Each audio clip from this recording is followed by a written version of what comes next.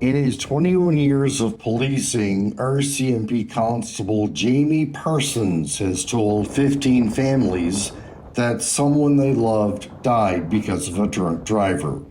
Now, he can't go to those calls alone.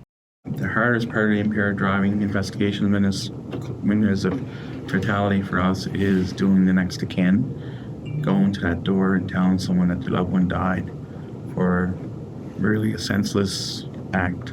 Parsons is part of the RCMP's traffic unit that is dedicated to monitoring the roads in Prince Edward Island 24 hours a day. These officers have chosen to fight impaired driving on the roads. Before getting assigned to the unit, officers have to write an essay on why they want the position. Constable Loren Sanders is part of the unit and talks about getting a call to go to an impaired collision. It's always disheartening, especially when it's the innocent or it's not their fault who caused the collision. And that's not just, I'm not speaking just about the Marshfield incident, that's about any collision. Yes. Because obviously that's still ongoing, that investigation's ongoing. But it's the ones that are obvious, they did nothing wrong, and yet they're the ones who are deceased. Those are the ones that are disheartening because it could be anybody. It could be your wife, it could be your child, it could be your best friend, it could be your coworker, right? So obviously the loss of life is terrible. Attending the scene as a professional, it's often hard to let go of the human aspect.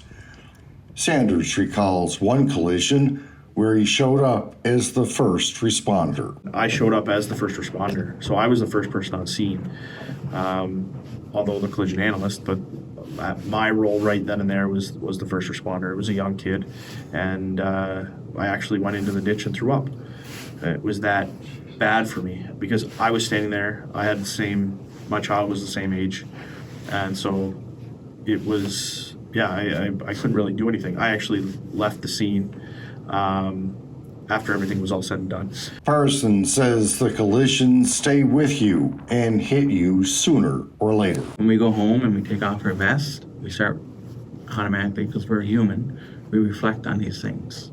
We reflect on the little child that we had to help put on the stretcher.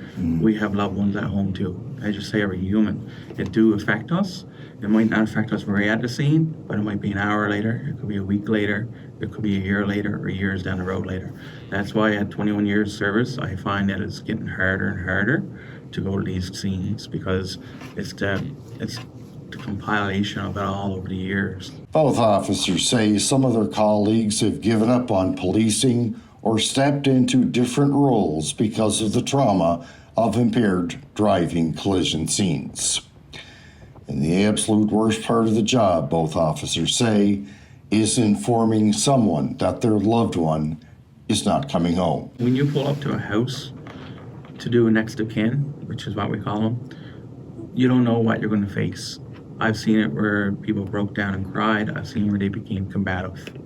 I've sat on couches with people at 3 o'clock in the morning after I tell them that their husband died in a car accident, and they cry.